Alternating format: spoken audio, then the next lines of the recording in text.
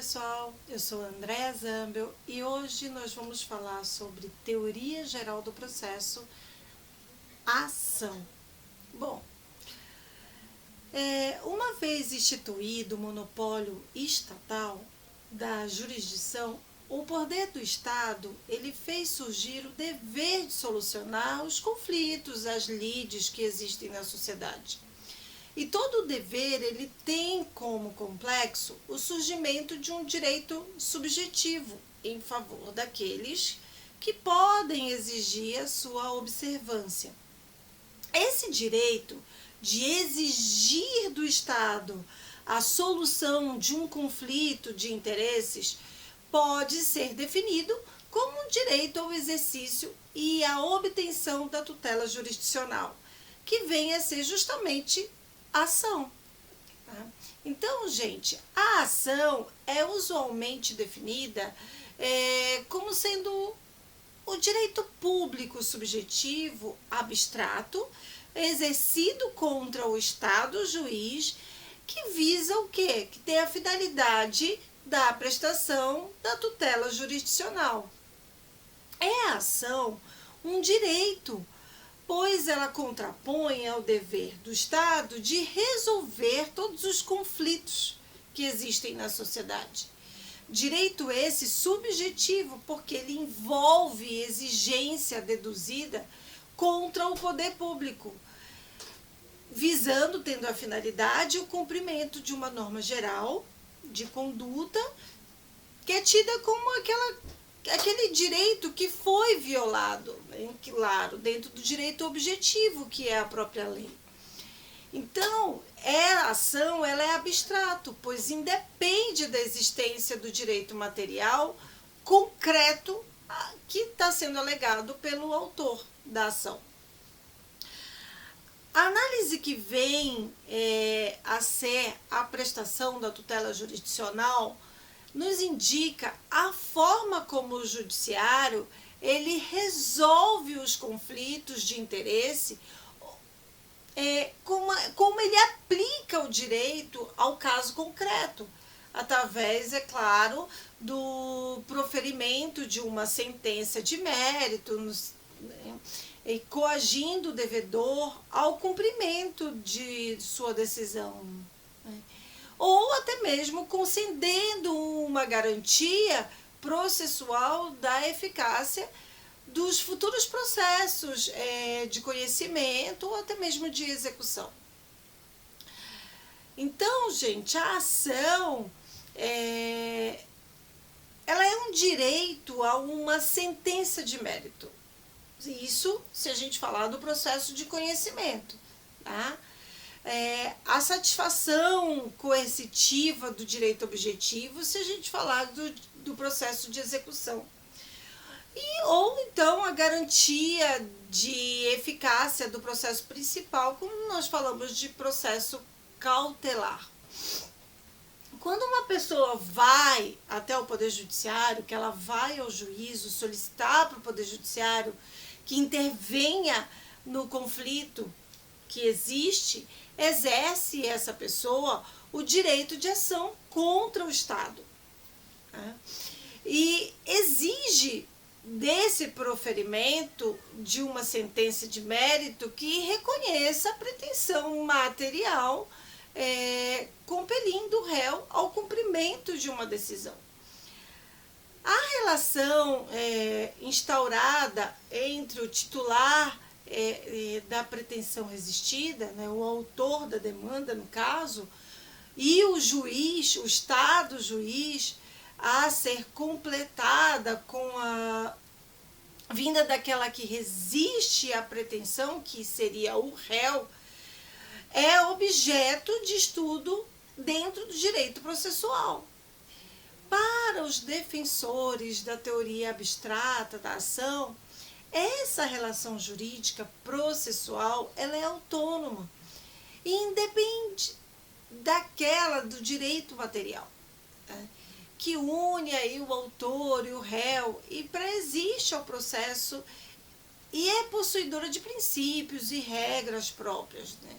Essa autonomia ela torna muito clara, mas ter o autor da demanda o direito de ação, mesmo que sua pretensão do direito material não seja acolhida, né, em sentença improcedente no caso, né, nesse caso, a resposta do seu direito de ação contra o Estado juiz, ela será completa, apesar de o reconhecimento de ausência do direito material que está sendo alegado contra o réu.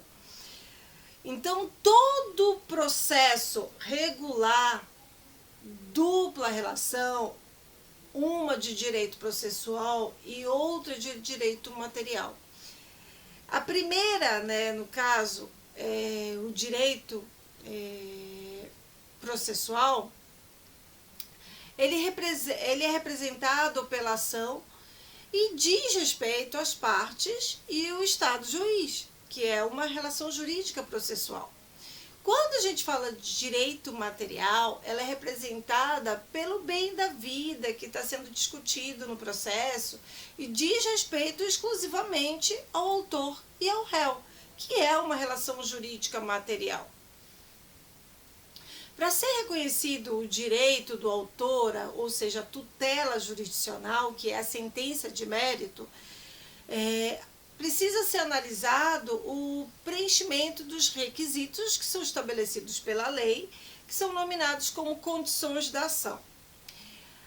Ao receber um processo, o juiz ele deve analisar, em primeiro lugar, a pretensão processual do autor.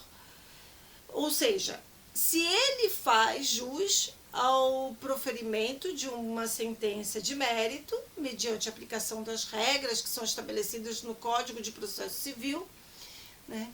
Ou então, se vencida essa parte, né, aí é constatado a presença do direito da ação e ele analisa, né, sobre a pretensão material do autor, né, e aí ele vai verificar sobre a procedência ou não de se impor ao réu a sujeição do pedido de entrega do bem da vida que é formulado nos autos, né, conforme as normas gerais de conduta que estão descritas na lei material, no direito material, no Código Civil, no Código de Trânsito Nacional, no Código Comercial e todas as outras legislações materiais que existem.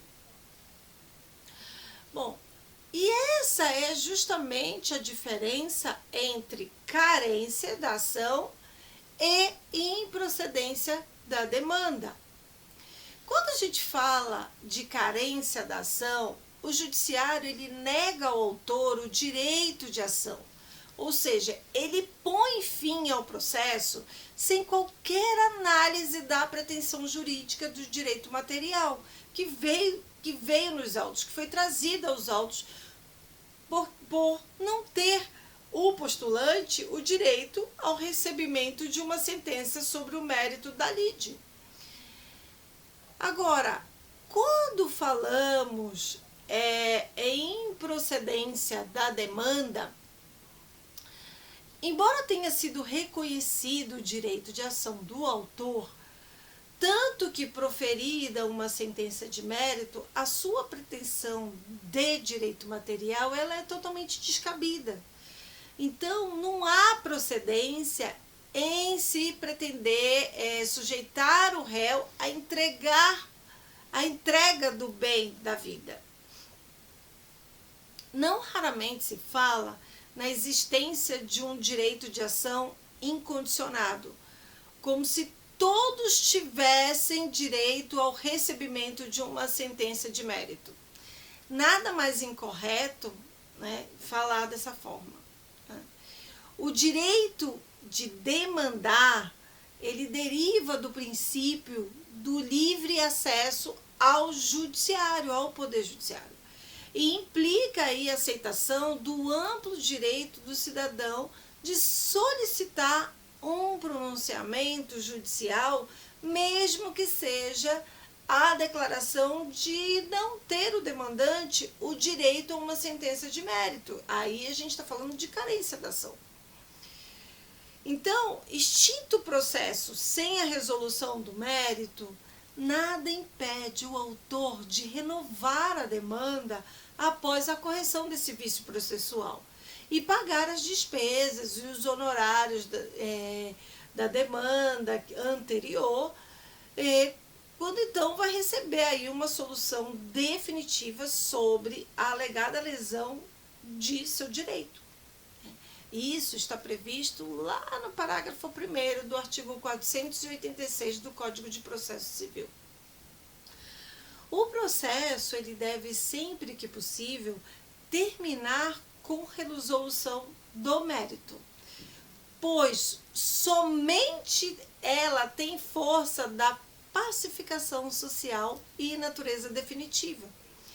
A carência de ação, ela é uma forma anômala de extinção do processo, porque o conflito, a lide, ela permanece sem a solução e pode dar aso aí uma nova demanda. Bom, o que seria essa condição de ação, condição da ação? Para que o Poder Judiciário ele possa enfrentar o conflito, enfrentar a lide, e proferir uma decisão definitiva de pacificação social, é necessário que o interessado ele preencha alguns requisitos de admissibilidade do mérito, consistente nos pressupostos processuais, objeto de estudo mais para frente, que nós vamos estudar, tá? E das condições de ação. Nossa lei processual, ela vem enumerando duas condições de ação: a legitimidade e o interesse, que estão previstos no artigo 17 do Código de Processo Civil. Legitimidade. Legítimos para figurar em uma demanda judicial são aqueles titulares dos interesses do conflito, lá que estão envolvidos na lide, no conflito.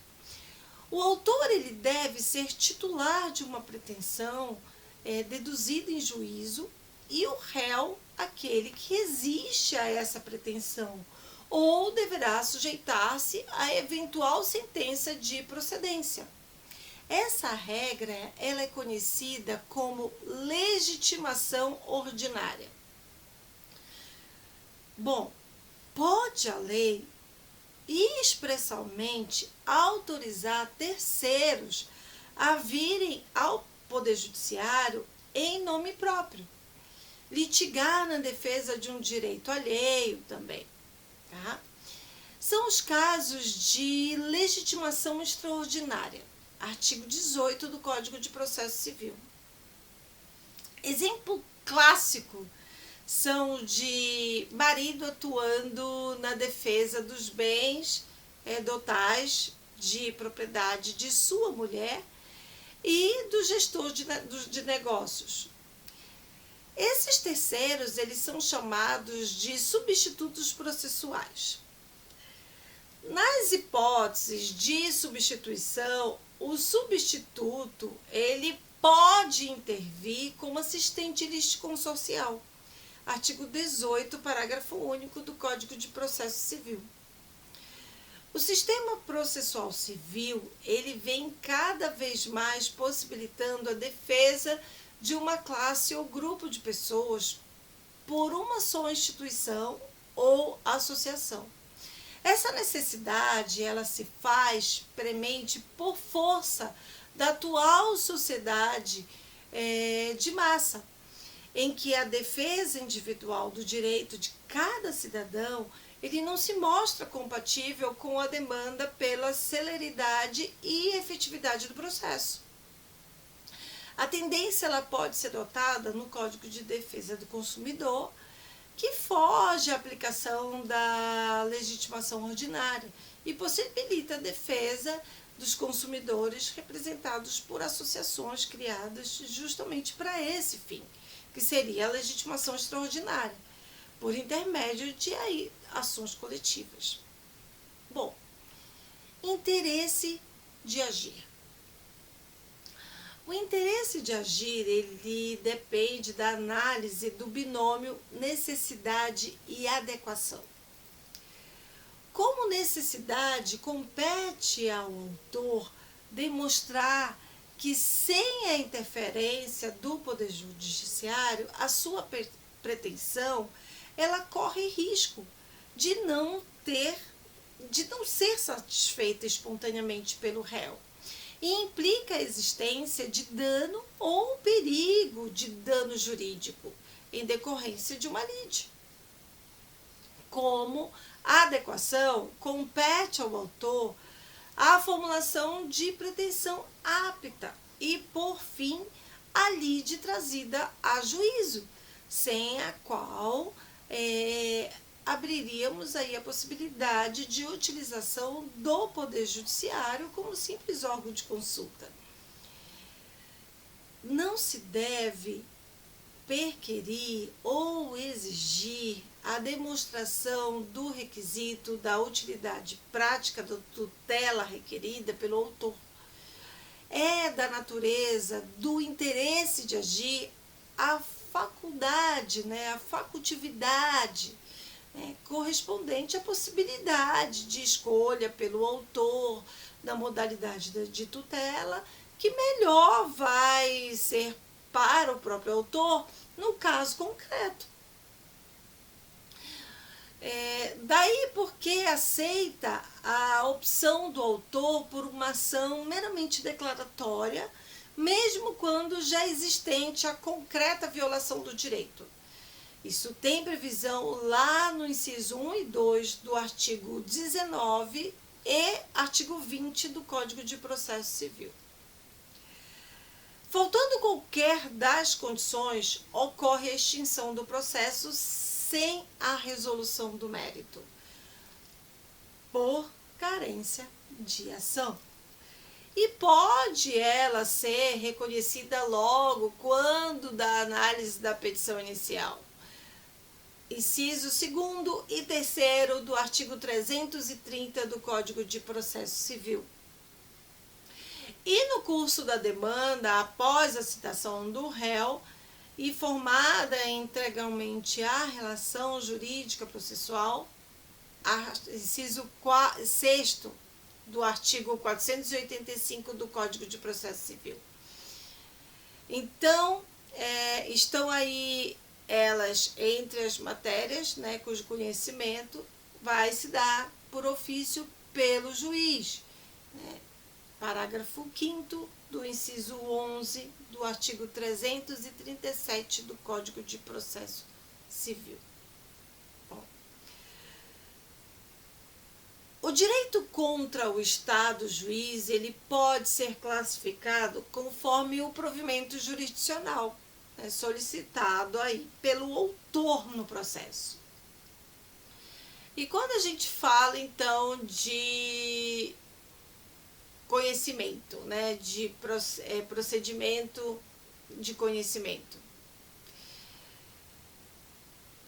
visa levar ao conhecimento do Poder Judiciário os fatos constitutivos do direito que está sendo alegado pelo autor e obter uma declaração onde as partes têm razão, mediante aí a aplicação e especialização de uma norma material ao caso concreto, conforme a natureza da ação, da sentença de mérito que está sendo solicitada pelo autor, o pedido imediato.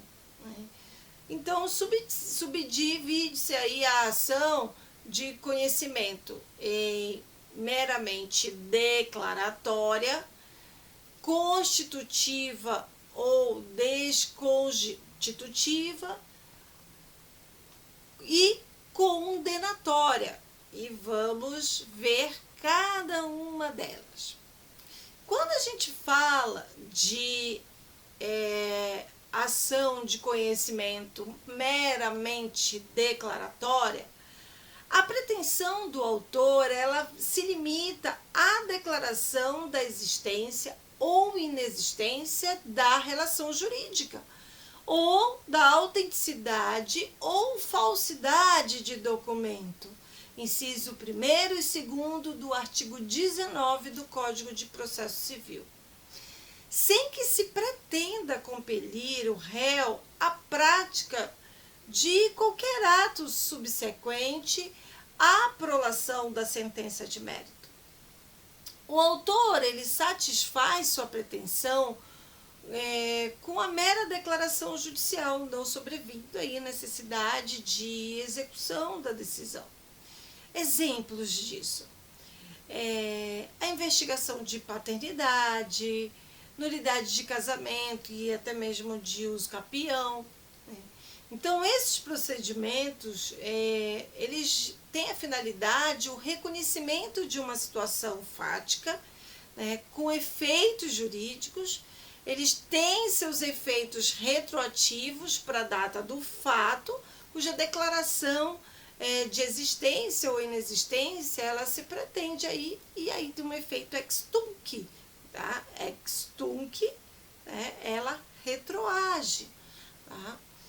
Com a exceção aí da falsidade de documentos, que é uma ação meramente declaratória e deve estar sempre ligada a uma pretensão de reconhecimento de existência ou inexistência de uma relação jurídica. E ela tem o cabimento mesmo quando já possível a formulação de um pedido condenatório ou constitutivo, artigo 20 do Código de Processo Civil. Temos também a ação constitutiva ou desconstitutiva. Nesse tipo de ação, o autor ele busca não só uma declaração de seu direito que foi violado, mas ele também busca a modificação ou a extinção de uma relação jurídica material pré-existente ou a criação de uma nova relação jurídica. Exemplo: anulação de um ato jurídico e rescisão de um contrato, porque tem a finalidade de alterar uma situação jurídica pré-estabelecida, criando uma nova, seja modificando ou extinguindo a antiga. Seus efeitos eles são gerados sempre para o futuro, tá? Ex nunc, ou seja, nesse caso não retroage, tá?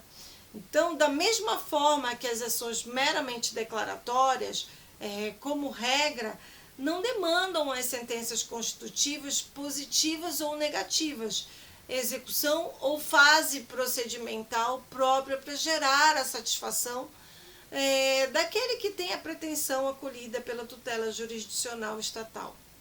As situações jurídicas, elas são criadas, modificadas ou extintas pela própria sentença de mérito. E temos as ações condenatórias. Na ação condenatória, o autor ele pretende não só a declaração de que possui o direito material, mas também a fixação de uma obrigação de dar, fazer, não fazer ou até mesmo pagar.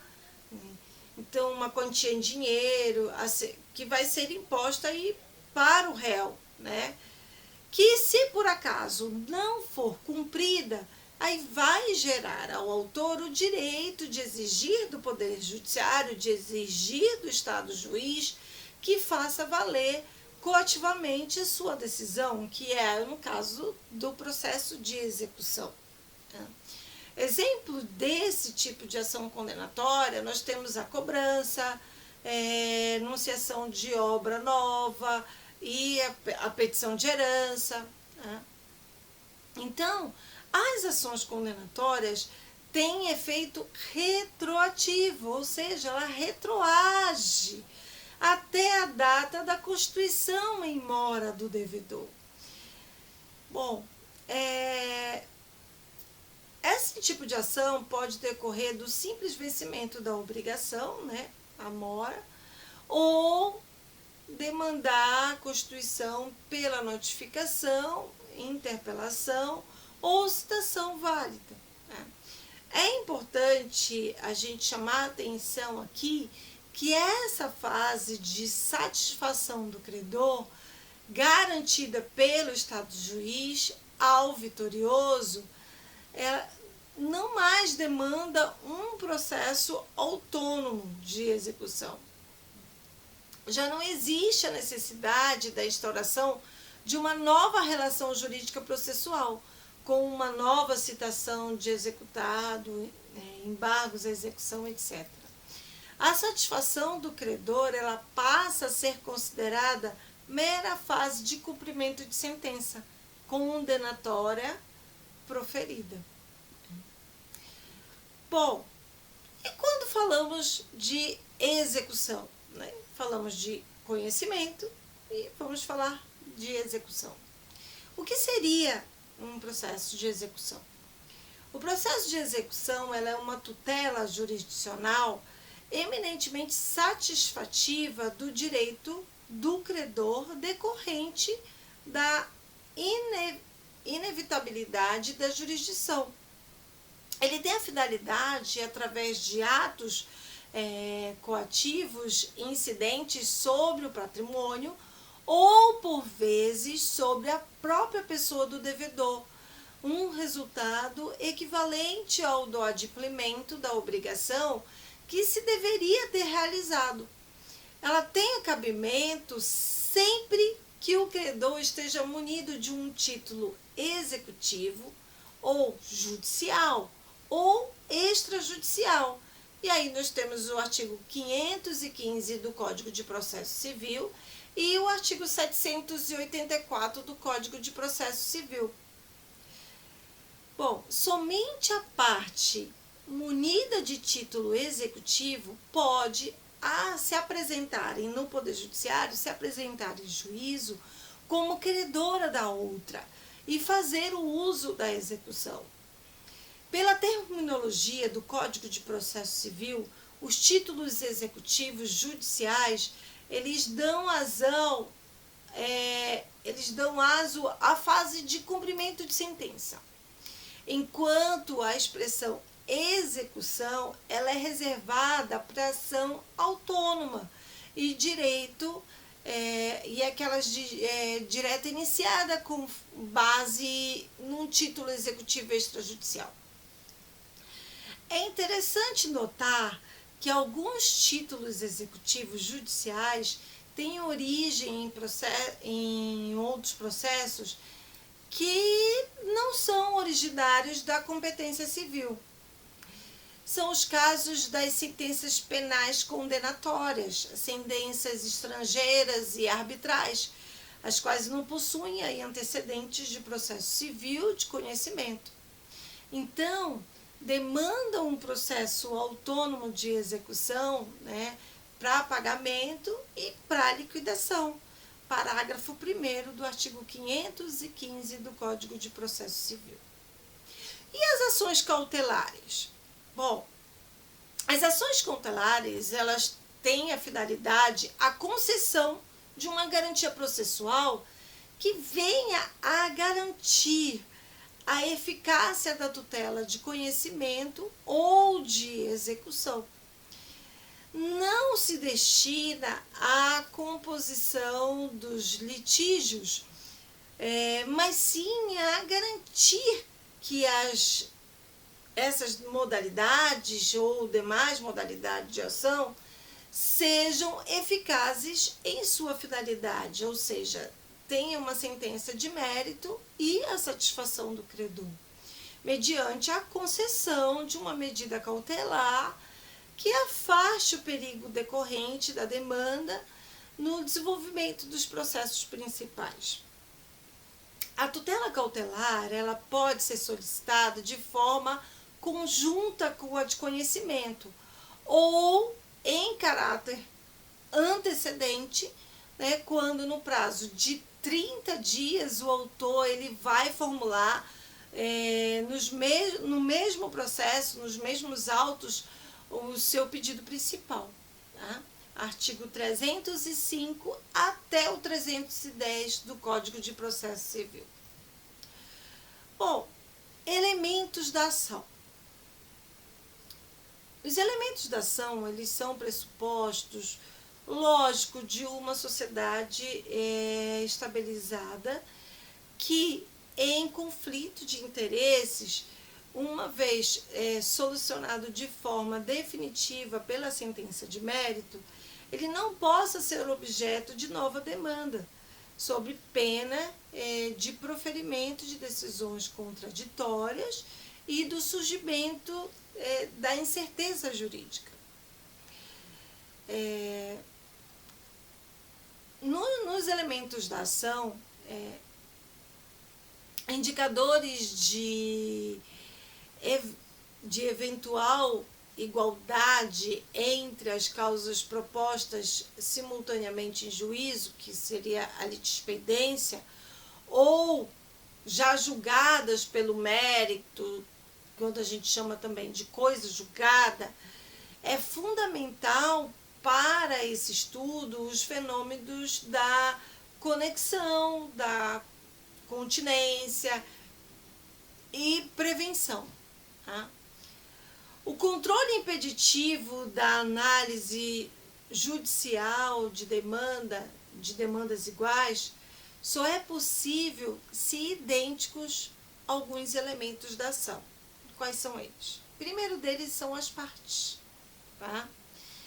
Quem são as partes? São aquelas que participam da relação jurídica processual contraditória, né, que é desenvolvida perante o juiz. Ou seja, o autor é aquele que deduz a pretensão em juízo e o réu que resiste à sua pretensão. E o outro elemento é a causa de pedir. Tá? Bom, o que seria a causa de pedir? Causa de pedir são os fatos, os fundamentos jurídicos que vão levar o autor a procurar o Poder Judiciário, ao procurar o Estado juiz. Tá? É a descrição do conflito de interesses e a sua repercussão jurídica da esfera patrimonial ou pessoal do autor. É ela dividida em remota ou fática e próxima ou jurídica.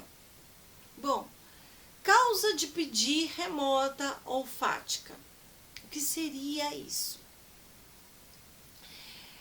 É a descrição fática do conflito de interesse, que consiste na indicação de como a lesão ao direito do autor ocorreu, como tudo aconteceu.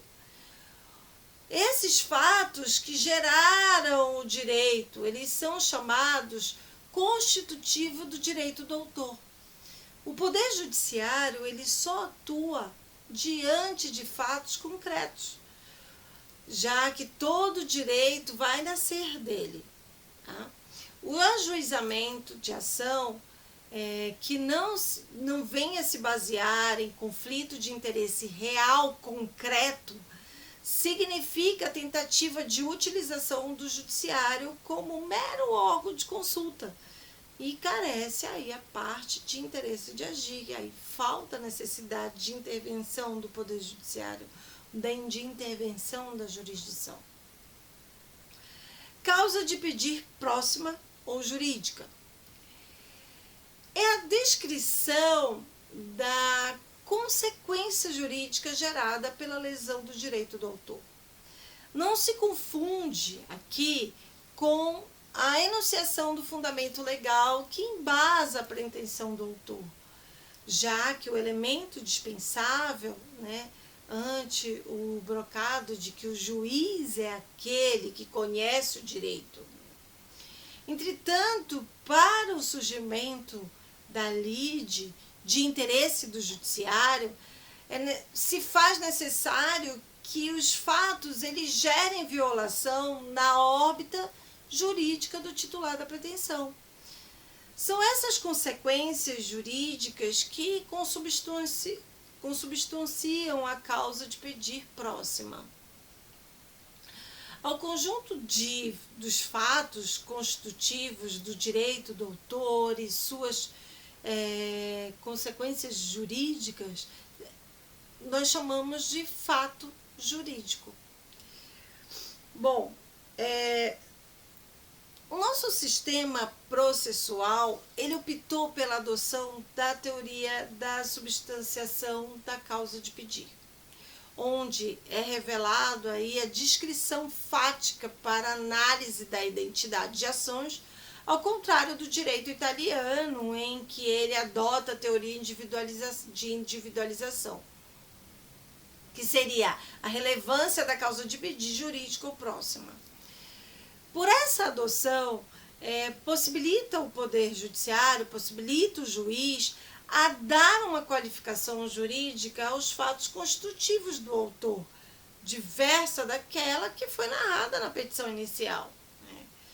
Então, como exemplo, a gente pode mencionar um acidente de trânsito onde o autor ele entende ter o requerido agido com imperícia. O juiz não se vincula a essa qualificação jurídica dos fatos constitutivos do direito do autor e ele pode acolher a demanda através de outra fundamentação legal, ou seja, mediante o reconhecimento de que os fatos que foram narrados na inicial não caracterizam a imperícia do réu, mas sim a imprudência. Situação idêntica ocorre quando o interessado ele vem postular a anulação de ato jurídico que descreve fatos que, no seu entender, caracterizam o dolo de outra parte contratante. Constatada nos autos a veracidade dos fatos constitutivos deduzidos lá na petição inicial, pode o juiz anular o ato jurídico pela ocorrência de erro, por entender ser essa correta qualificação jurídica dos fatos descritos na inicial. Entretanto, essa nova roupagem jurídica ela deve ser objeto de oportunidade de prévia manifestação das partes, com a finalidade de assegurar a aplicação do contraditório efetivo e evitar surpresas às partes. Daí a relevância da correta descrição fática dos motivos que levam o interessado a provocar a jurisdição, pois são esses os dados que limitarão o conhecimento do juiz quando ele for proferir a sentença de mérito. Pedido. Toda petição inicial traz 2 pedidos distintos.